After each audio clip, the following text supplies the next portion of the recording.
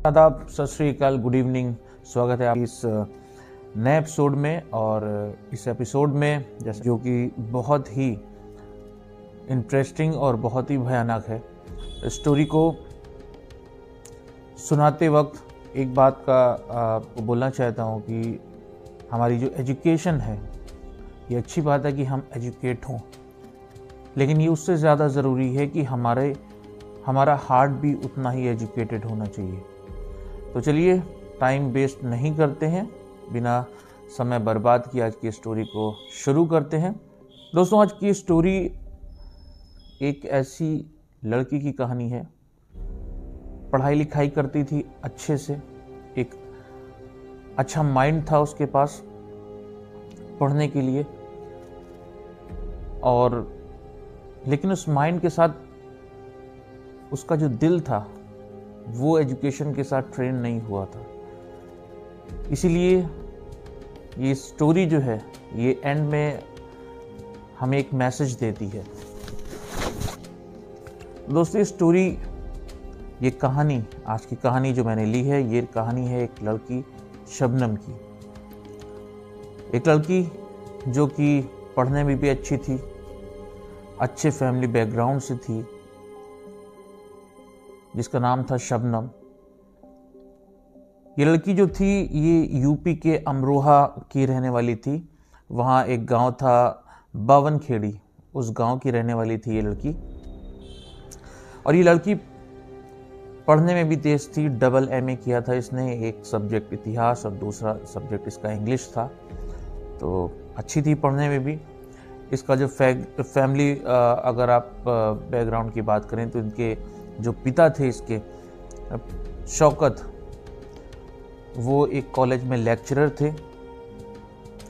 और पूरा जो माहौल था फैमिली का वो काफ़ी अच्छा माहौल था।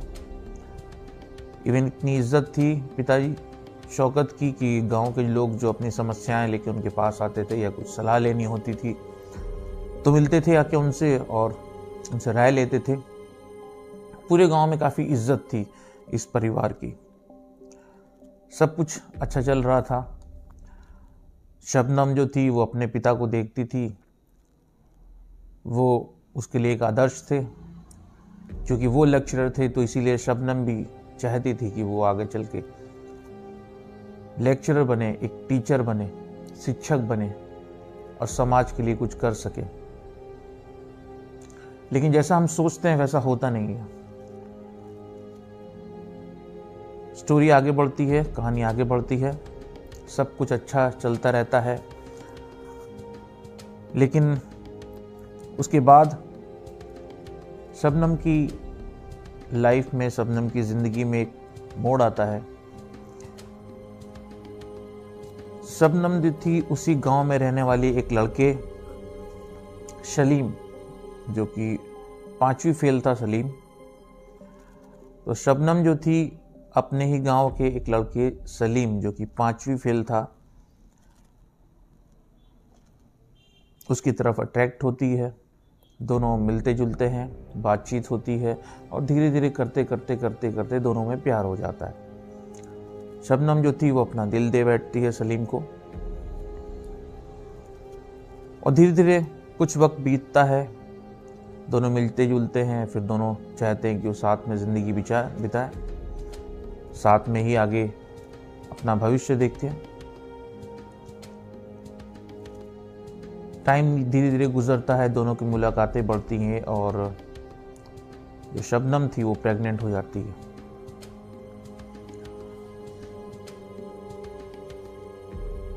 ये सारी बातें ठीक करने के लिए शबनम अपने माँ बाप के पास जाती है, अपने घर वालों को बताती है और अपने पूरी ये बताती है कि वो सलीम से प्यार करती है,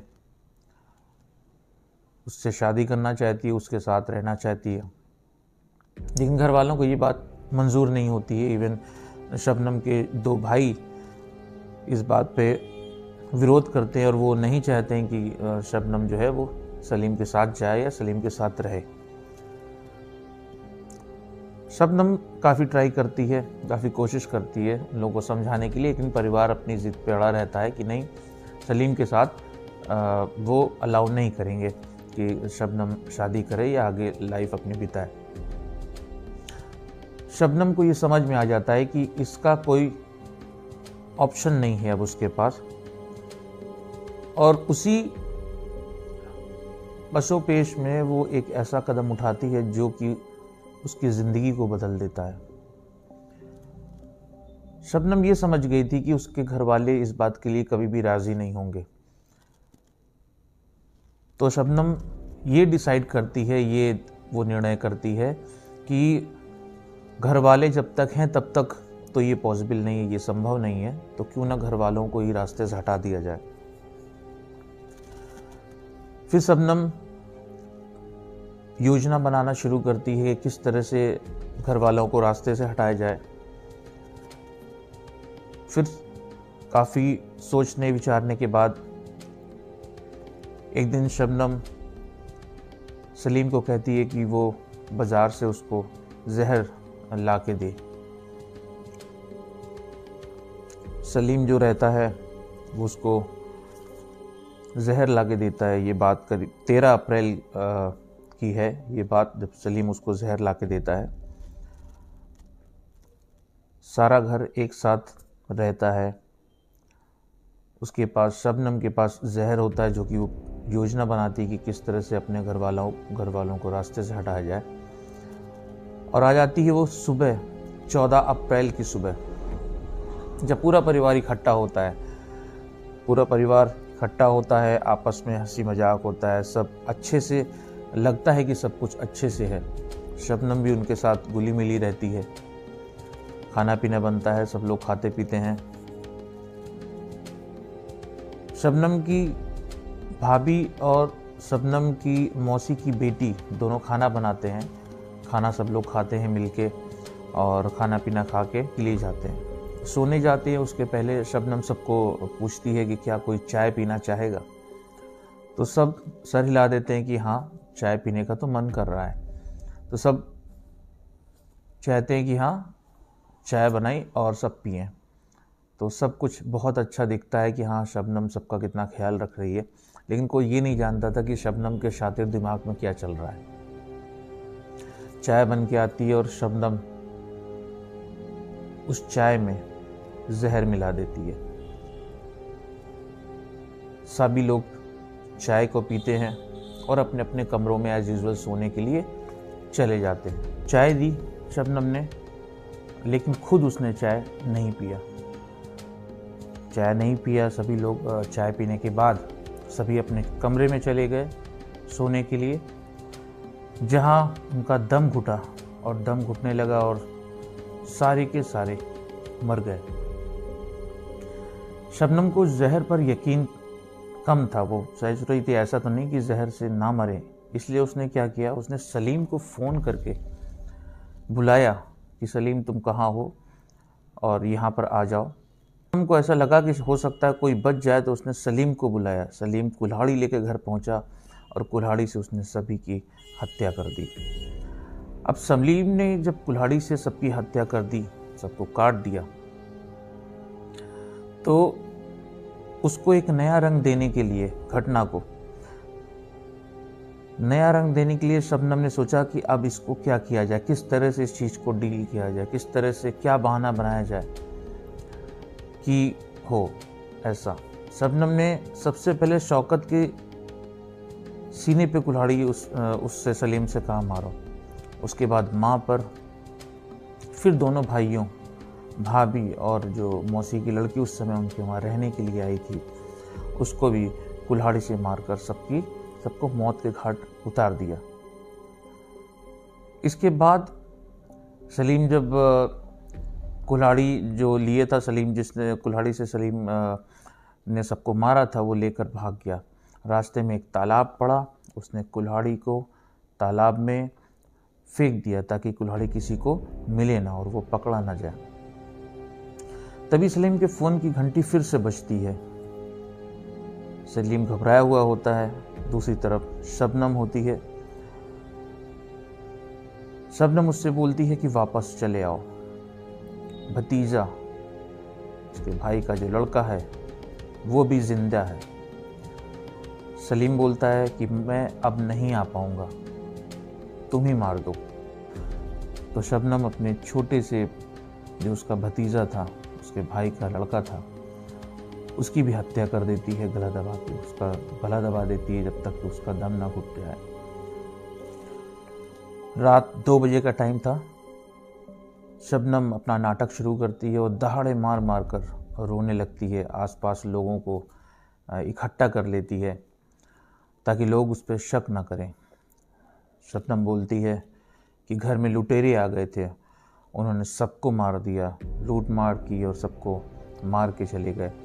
और शबनम बोलती है कि मैं बाथरूम में थी इसलिए मैं बच गई। वो बताती है लोगों को कि 4 कमरों के घर में चारों तरफ सिर्फ लाशें वो चोर बिछा के चले गए हैं जो लूट के सबको मार दिया उन चोरों ने। शबनम ऐसा सबको बताती है। इतनी बड़ी खबर थी कि रात में ही जो लोकल थाने लखनऊ होते हुए दिल्ली तक पहुंच गई थी और सुबह सूरज निकलने से पहले ही वहां पर बहुत जमावड़ा लग गया था। करीब 10 थानों की पुलिस मौका वारदात पर पहुंच चुकी थी और ये इतना बड़ा था, ये घटना इतनी बड़ी थी कि पूरे देश में हलचल मची थी। डॉग स्क्वाड पूरे गांव का चक्कर लगा रहे थे, तलाश कर रहे थे कि किसी तरह से कोई सुराग मिले इस घटना का। पूरे घर की बैरिकेडिंग कर दी गई थी और सैंपल्स लिए जा रहे थे, इकट्ठा किए जा रहे थे सैंपल्स, ताकि इस घटना से पर्दा उठाया जा सके। लोगों को आने नहीं दिया जा रहा था ताकि कुछ जो सबूत हैं वो ना मिटे। 7 लोगों की हत्या हुई थी और 15 अप्रैल का सबसे बड़ा मुद्दा ये बन चुका था इस समय देश का। कानून व्यवस्था पर सवालिया निशान खड़े हो गए थे, सरकार पर सवालिया निशान खड़े हो गए थे। उस वक्त की मुख्यमंत्री मायावती जी थी, जो कि वहाँ हेलीकॉप्टर के जरिए वहाँ पहुँची, अमरोहा पहुँची और जो शोक संतप्त जो परिवार था उनके लिए, बल्कि शबनम ही बची थी और तो कोई बचा नहीं था। शबनम के सर पे उन्होंने अपना हाथ रखा और शबनम से कहा कि आरोपियों को जल्दी पकड़ा जाएगा और 5 लाख का चेक देने का भी उन्होंने ऐलान कर दिया उन्होंने कि 5 लाख का चेक शबनम को मिलेगा। हालांकि घटना स्थल पर जो मामले की जांच जो अधिकारी कर रहे थे, इंस्पेक्टर आरपी गुप्ता जी, तो उन्हें कुछ शक हुआ। उन्होंने मायावती जी के पीए से शबनम को अभी मुआवजा ना देने की अपील की। उन्होंने कहा कि अभी थोड़ा सा धैर्य रखें, अभी जो ये ऐलान है मुआवजे का ये अभी ना करें, क्योंकि शबनम को कहीं ना कहीं शबनम पर उनको शक था। 24 से 48 घंटे का समय उन्होंने मांगा कि इस घटना से पर्दा उठाने के लिए, और पोस्टमार्टम और फॉरेंसिक जो रिपोर्ट थी उन्होंने कहा कि वो आ जाए तब मुआवजे का ऐलान किया जाए। कहानी आगे बढ़ती है। सबको लगता है कि हाँ, शबनम के घर लूट हुई और जो हत्याकांड हुआ वो लुटेरों ने किया, क्योंकि शबनम ने उस माहौल को ऐसा बना दिया था कि लोगों को लगे कि हाँ, केवल वो ही बची है। और इस कदर वो रो रही थी कि पुलिस 2 दिन तक उससे कुछ पूछ भी नहीं सकी, पूछताछ के लिए बुला भी नहीं पाई, क्योंकि उसकी कंडीशन ऐसी दिखा रही थी वो कि उसकी ऐसी दशा में नहीं है कि उससे कोई सवाल जवाब किया जाए। अब लोगों को वेट था पोस्टमार्टम रिपोर्ट आने का, फॉरेंसिक रिपोर्ट आने का, और एक दिन आया 16 अप्रैल का, जब ये पोस्टमार्टम रिपोर्ट और फॉरेंसिक रिपोर्ट आ गई और लोगों को ऐसा कुछ पता चला जिससे सभी बिल्कुल स्तब्ध रह गए। किसी व्यक्ति ने मौत से पहले कोई संघर्ष नहीं दिखाया। सबसे बड़ी बात ये निकल के आ रही थी, रिटेलिएट नहीं किया किसी ने। इसका मतलब कि जब उनको कुल्हाड़ी से मारा गया उस वक्त उन्होंने अपने को बचाने की कोशिश नहीं की। इसका सीधा मतलब पुलिस ने यही निकाला और कोई भी यही निकालेगा कि उस समय वो होश में नहीं थे। क्योंकि कोई भी आदमी होगा अगर उसके ऊपर अटैक होगा तो वो अपने को प्रोटेक्ट करेगा। तो ये एक बात निकल के आई कि कहीं ना कहीं पहले ही या तो वो बेहोश थे या फिर पहले ही वो कहीं ना कहीं मर चुके थे। इंस्पेक्टर गुप्ता को यही पहला पॉइंट मिला। उन्होंने ये सोचा कि कहीं ना कहीं कुछ गड़बड़ी है।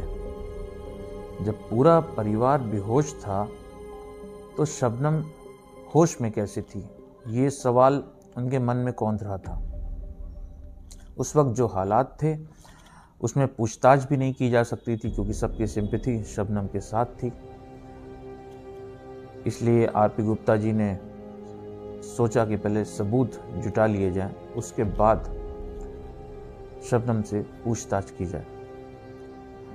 इसी में थोड़ा टाइम और निकल गया। शबनम ने पुलिस को गुमराह करने के लिए रोना गाना और जारी रखा और रोते हुए बताया कि छत के जरिए कुछ बदमाश घर में घुसे थे। उसने ये बताया था। ये पहली ही लाइन झूठी साबित हो गई। गुप्ता जी ने सोचा कि ये जो बता रही है, क्योंकि छत पर जा रही सीढ़ी का दरवाजा तो अंदर से बंद था, अंदर से बंद है। फिर जमीन से छत की ऊंचाई करीब 14 फीट, छत जो थी वो 14 फीट ऊंची थी। दीवार पर प्लास्टर था। ऐसे में ईंट पकड़ के कोई चढ़ जाए ये भी पॉसिबल नहीं था, ये भी संभव नहीं था, और चढ़ने का कोई माध्यम भी नहीं था। बदमाश अगर सीढ़ी से आते तो उसे लेकर कहाँ चले जाते? सीढ़ी तो वहाँ पर मौका वारदात पे होनी चाहिए थी। तो इंस्पेक्टर आरसी गुप्ता को यही बात खटक गई कि कहीं ना कहीं शबनम जो है वो झूठ बोल रही है, कहीं ना कहीं कुछ ना कुछ गड़बड़ी है जिसको शबनम जो है वो छुपा रही है। तभी एक कॉल आती है, कोई खबर देता है कि सलीम को उठा लीजिए, सब कुछ पता चल जाएगा, पूरी वारदात का सच सामने आ जाएगा। पुलिस ऐसा ही करती है। क्योंकि सलीम को पूछताछ के लिए पुलिस पहले ला चुकी थी, लेकिन उस समय ऐसा कुछ था नहीं, कुछ खास पता नहीं चला। लेकिन फिर जब पुलिस अगले दिन उसको पूछताछ के लिए लाती है, क्योंकि पुलिस को ये सूचना मिली थी कि उसको कुछ ना कुछ वो छुपा रहा है सलीम भी। 17 अप्रैल को सलीम को फिर से पुलिस बुलाती है और उससे थोड़ा सा कड़ाई के साथ, सख्ती के साथ पूछताछ शुरू करती है। सलीम पहले तो इधर उधर की बातें करता है, घुमाता है, गुमराह करता है, लेकिन अंत में वो पुलिस के सामने टूट जाता है और पूरी हत्या और पूरा कांड वो सब कुछ बता देता है। हत्या के तौर पे जो कुल्हाड़ी इस्तेमाल उसने की थी उसके बारे में भी वो बताता है कि वो बाज़ार से ख़रीद के लाया था, और इस कुल्हाड़ी को पुलिस बाद में बरामद भी कर लेती है। तो सलीम सब कुछ बता चुका था, बारी थी शबनम की। अब शबनम को जब पुलिस पूछताछ के लिए बुलाती है तो शबनम पहले तो इनकार करती है, इधर उधर की बातें वो भी करती है कि पुलिस गुमराह हो और अपने को बचाने की पूरी कोशिश करती है। लेकिन कॉल डिटेल भी पुलिस के पास रहती है और सब पर्दाफाश हो जाता है, क्योंकि घटना पुलिस जो कॉल डिटेल्स पुलिस की रहती है उसमें घटना के कुछ समय पहले ही जो शबनम थी उसने सलीम को कॉल की थी। शबनम पहले तो मना करती रहती है कि उसने कुछ नहीं किया, लेकिन जब सलीम बोलता है कि मैंने सब कुछ बता दिया है और अब छुपाने से कोई फ़ायदा नहीं है, शबनम अपने इस कृत्य पर रो पड़ती है और वो सब कुछ सच फिर सब बता देती है और ये केस सुलझ जाता है। हालांकि पुलिस को इसके पहले शबनम की जो कॉल डिटेल पुलिस ने निकलवा ली थी और पुलिस ने देख लिया था, पुलिस समझ गई थी, क्योंकि घटना जब हुई थी हत्या के करीब 5 मिनट पहले, हत्या के करीब 5 मिनट पहले और इस हत्याकांड के 10 मिनट बाद शबनम ने सलीम को फ़ोन किया था। पूरा केस साफ हो जाता है और क्योंकि कॉल डिटेल पे 55 बार इस महीने बात हुई थी, पुलिस से ये भी उस कॉल डिटेल से पता चलता है, तो दोनों आरोपियों को जो गुनाह था दोनों, अब उनको स्वीकार ही करना पड़ता है और सच पूरा सच पुलिस के सामने आ जाता है और इस घटना से पर्दा उठाता है। अब कोर्ट में बात जाती है और कोर्ट इसे जघन अपराध मानती है और फांसी की सज़ा सुनाई जाती है शबनम को, क्योंकि कोर्ट के सामने पूरा केस पानी की तरह साफ होता है, सारे सबूत मिल चुके होते हैं और दोनों जो आरोपी होती हैं उन लोग अपनी बात भी बता देते हैं, सच्चाई। और 3 अगस्त 2010 को कोर्ट एक ऐतिहासिक फैसला सुनाती है कि सलीम और शबनम दोनों को फांसी की सज़ा कोर्ट दे देती है। जज साहब बोलते हैं कि इससे ज़्यादा जघन्य कत्लेआम नहीं हो सकता। पुलिस ने जिस तरह से केस को सुलझाया, उस तरह से मैंने अपने पूरे जीवन में जांच नहीं देखी, ये माननीय जज साहब बोलते हैं। और डिस्ट्रिक्ट कोर्ट से निकलकर ये मामला इलाहाबाद हाई कोर्ट में जाता है। हाई कोर्ट भी इस पर, इलाहाबाद हाई कोर्ट भी फांसी की सज़ा को बरकरार करता है और कोई भी राहत सलीम और शबनम को नहीं देता है। अब कोई रास्ता नहीं था और पूरी उम्मीद ये दोनों की ख़त्म हो गई थी। इन लोग ने पूरी कोशिश कर ली थी कि किसी तरह से इस सज़ा को कम करवाया जाए, लेकिन सुप्रीम कोर्ट जब इन लोग गए तो वहाँ पर भी फांसी की सज़ा को बरकरार रखा। शबनम और सलीम ने अपने सारे कानूनी दांव चल लिए थे, अपने सारे पैतरे इस्तेमाल कर लिए थे, लेकिन एक भी पैतरा उनका काम नहीं कर रहा था, क्योंकि अब उनका गुनाह सबके सामने आ गया।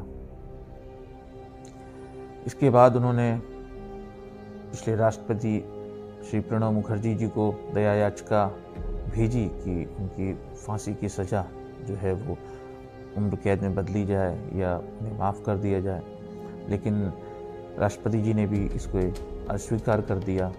शबनम के वकील शहर नकवी ने यूपी की गवर्नर श्री आनंदीबेन पटेल को भी पत्र लिखा कि ये पहली बार ऐसा होगा कि किसी महिला को फांसी की सज़ा दी गई भारत के इतिहास में, और कहीं ना कहीं ये भारत की जो इतिहास में ऐसा क्योंकि हुआ नहीं है, तो किसी महिला को फांसी देना शायद सही नहीं होगा।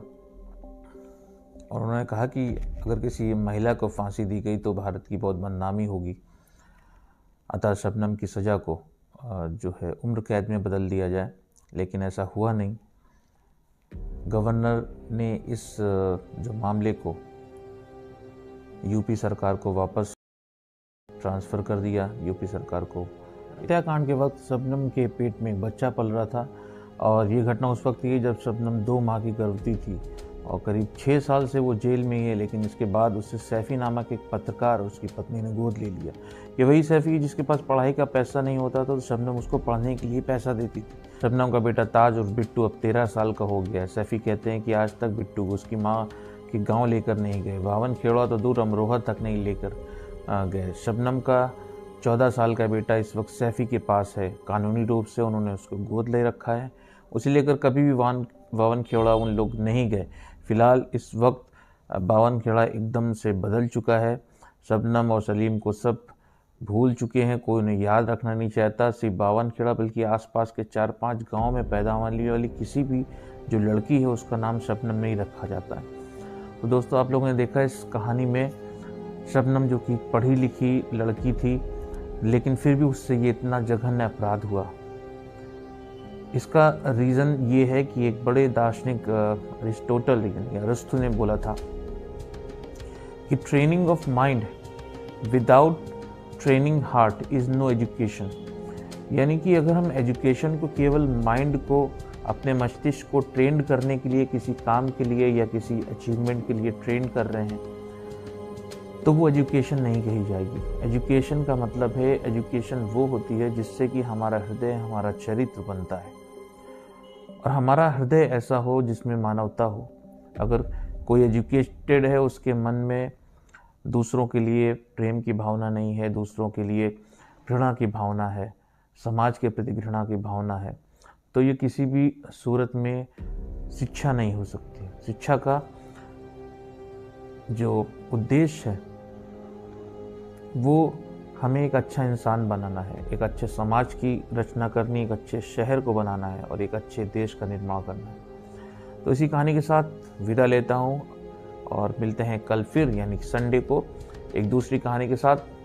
आशा करता हूँ कि आज की कहानी आपको पसंद आई होगी और अगर आपको पसंद आई हो तो हमारे चैनल को लाइक कीजिए, सब्सक्राइब कीजिए और ज़्यादा से ज़्यादा शेयर कीजिए दोस्तों, क्योंकि आप जब चैनल को सब्सक्राइब करते हैं हमारा हौसला बढ़ता है और हम और अच्छी अच्छी कहानियाँ और अच्छे से आपके लिए लेके आते हैं। तो मिलते हैं दोस्तों, अपना ध्यान रखिए, अपने आसपास की घटनाएं घट रही हैं उनके बारे में जानिए, चौकन्ने रहिए और सुरक्षित रहिए। नमस्कार।